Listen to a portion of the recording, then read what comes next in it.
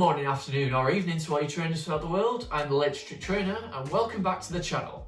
In this video we're going to be diving into how you can prepare yourself and your teams for going up against the genetic Pokemon Mewtwo, who's going to be making its return to Tier 5 raids along with Articuno, Zapdos and Moltres on Saturday, February the 20th, 9 AM local time, in conjunction with the Kanto Tour event.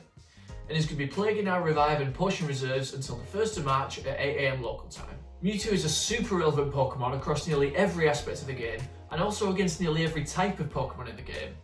If you combine its brilliant stats, its vast dynamic moveset, and the fact that soon enough we're going to be able to get access to the Mega Mewtwo's, you can see why you're going to want to get after this Pokemon in the short time we have to raid it. The shiny green-tailed boy is already in the game, so if you don't have one yet, now is going to be the perfect time to go after one.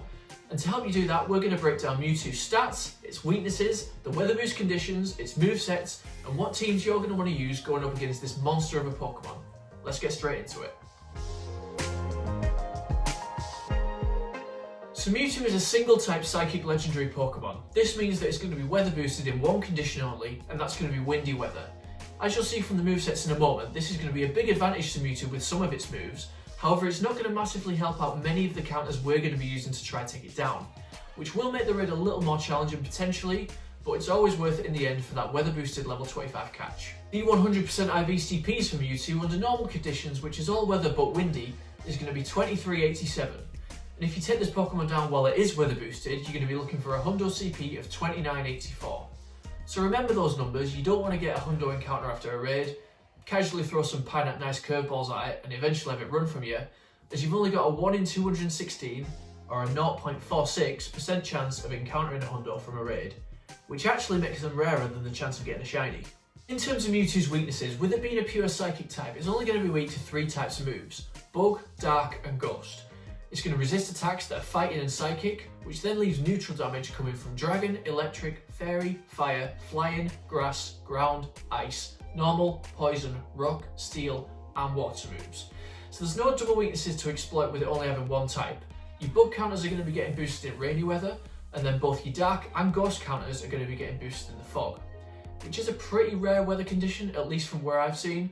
But with all the stats and weaknesses out of the way, let's now take a look at the absolute plethora of moves that Mewtwo's going to burn, freeze, shock, horn and confuse your teams with.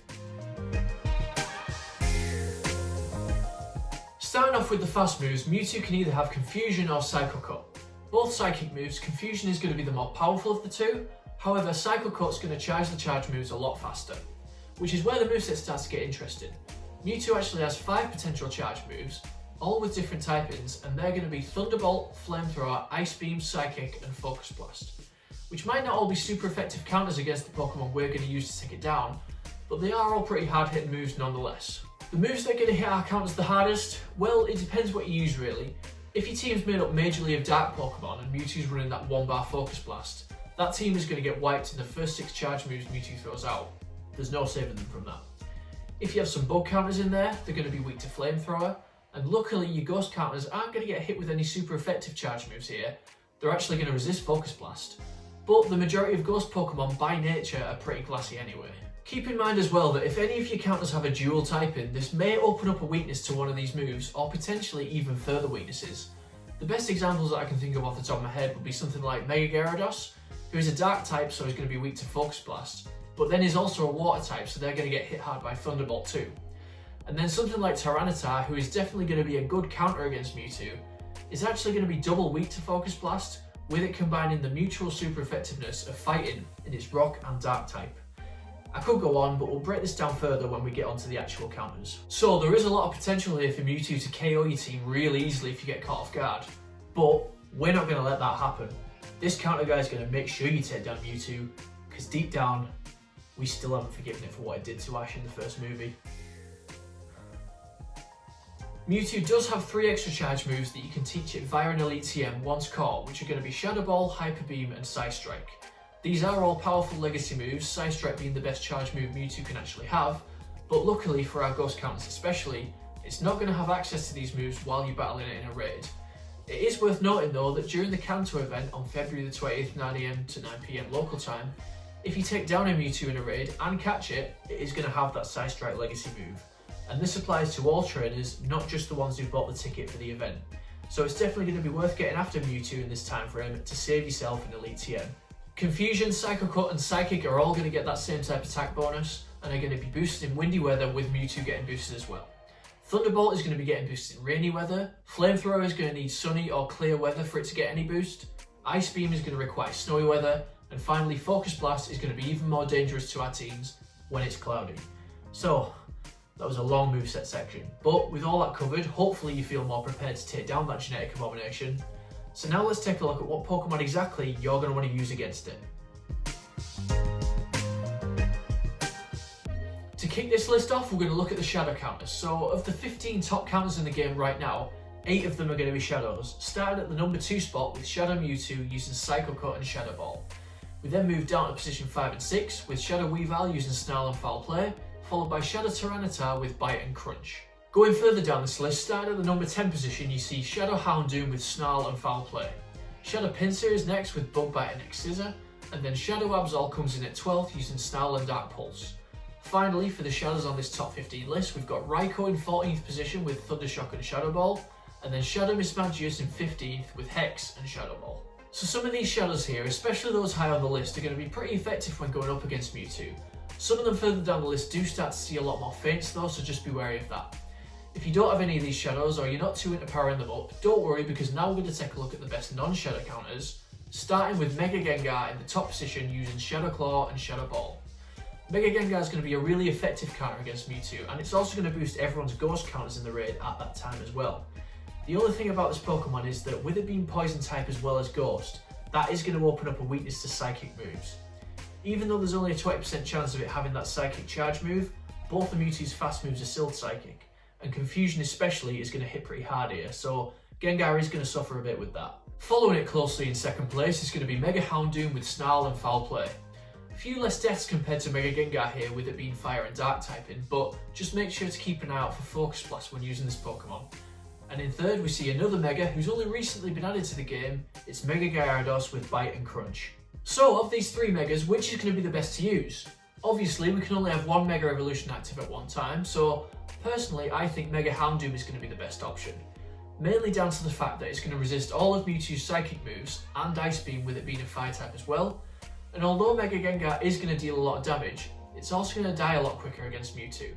And you really want your Megas to be in the battle for a decent amount of time to help boost the rest of the lobby's teams.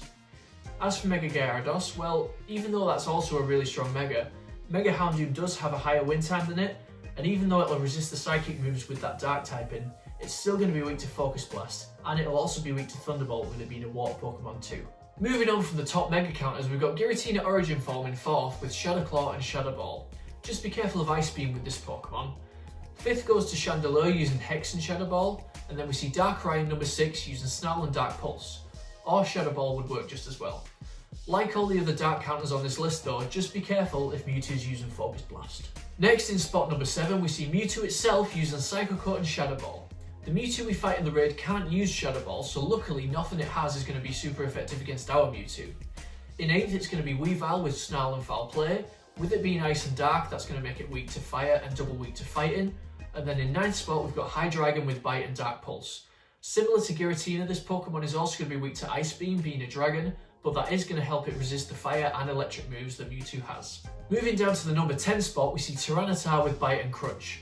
A super tanky Pokemon, but is going to be double weak to Fighting, being Rock and Dark type. Next is regular Gengar using Shadow Claw and Shadow Ball, and then in 12th you have Mega Beedrill using Bug Bite and X-Scissor. Mega Beedrill is certainly not the worst Mega to put into this fight if you don't have any energy for the others that we talked about before, but being Bug and Poison type, that is going to leave it weak to Mewtwo's Fire and Psychic moves. And with 63 feints, I'm going to say unless you're desperate to use Mega Beedrill, to just use something else. In number 13 and 14 we have 2 of the exact same Pokemon, same stats, same moves, only difference is the little Techno backpack they carry. You've got regular Genesect and Burn Drive Genesect using Fury Cutter and X-Scissor. And finally, in the number 15 spot on this list, it's Regigigas using Ghost type Hidden Power and Giga Impact. If you'd like to take a look at the rest of the counters on this list, I'll put them on the screen so you can pause here, or if you'd like to take a look yourself, the link is down in the description. Massive thanks to Pokebattler again for calculating and producing these counter stats. So by now we all know that Mewtwo is a super powerful Pokemon in all the Pokemon games, But what we're still yet to experience here on Pokemon Go is just how powerful the Mega Mewtwo's are going to be. While the stats aren't fully confirmed yet because it still hasn't been 100% confirmed when they're going to be arriving to the game, I think it's safe to assume that these two Pokemon are going to be two of, if not the two, most powerful Pokemon that we're going to have access to. If we take a look at the estimated stats provided to us here by GamePress.gg, you can see that compared to Mewtwo that has a max CP of 4724, an attack of 300, defense of 182 and stamina of 214, when Mega evolved into the X version, you see the max CP and attack absolutely shoot up to 6138 and 375, making it the third best attacker in the game. With also a slight increase on defense up to 202, and it becomes Fighting type 2 alongside Psychic, which will definitely help in terms of gaining move resistances. But wait, there is more. If you Mega Evolve it into the Y version, it's not going to gain any extra typings, but it is going to have an unbelievable max CP of 6343, an attack of 388, placing it the second best attacker in the game, and the same increase as X to defense. These Pokemon are just going to be crazy strong. Like, we think the Megas we've got in the game now are powerful, just wait till these freaky little guys, along with the Weather Trio Megas and Primals, get added. So even though these aren't out in the game just yet, best thing we can do right now to prep for their arrival is just to get after those raids while it's here. Try get yourself a Hundo or a high IV, try farm as much XL candy as you can, and then when they do arrive to the game, you're going to have a significant head start to getting this monster to max level. So to wrap up this video, a few key things to take away for going up against Mewtwo. It's going to be available from February the 20th, 9 AM local time, until the 1st of March, 8 AM local time. The 100% IV CPs for Mewtwo are going to be 2387 in normal conditions, and then if it's been weather boosted in windy weather, the Hundo CP is going to be 2984. You can take this Pokemon down with a minimum of 3 trainers with best friend bonuses and maxed out counters, but to be on the safe side, I'd say don't raid this Pokemon with any less than 5 trainers. The Shiny is going to be available during this time, and remember, with Mewtwo being such a strong Pokemon, its moves are going to hit your Pokemon hard with pretty much whatever team you're going to use. But if you try to work out what team to use specifically, especially against a Pokemon with such a variety of charge moves, that recommended party in the pre-raid lobby is going to really help you out against Mewtwo. The main threat is going to be that Focus Blast charge move against our Dark counters, so if the auto party isn't recommending any Dark types, that's a pretty safe bet that it's going to be running Focus Blast, which will then be a good time for your Ghost counters to step up because they're going to resist it. Apart from that, your Dark counters should be able to handle the rest of the moves with relative stability, so what I'd recommend doing, and what I'm probably going to do myself, is make 2 teams, both leading with Mega Houndoom, and then have 1 team with your best Dark counters included, and 1 team without any at all for when Mewtwo's got Focus Blast. And finally, just remember that if you catch Mewtwo during the Kanto event on the 20th of February between 9 AM and 9 PM, it is going to have that legacy move of Psystrike, which is the best charge move Mewtwo can actually have for power. So, that is going to conclude this raid guide for Mewtwo. I know this has been a long one, thank you all so much for watching. If you found this video helpful, a like would be very much appreciated, and let me know in the comments or over on my Twitter at LakesTrainer how many Mewtwo's you're planning on getting after, what counters you're going to use, and which Mega Mewtwo you think is going to be the most overpowered here in Pokemon Go. Make sure to follow me on Instagram and Twitter to stay up to date with all the latest Pokemon Go news and updates. If you'd like to see more videos like this, where I break down the stats, moves and counters for raids in Pokemon Go, get yourself subscribed to the channel, and I'll see you all in the next video.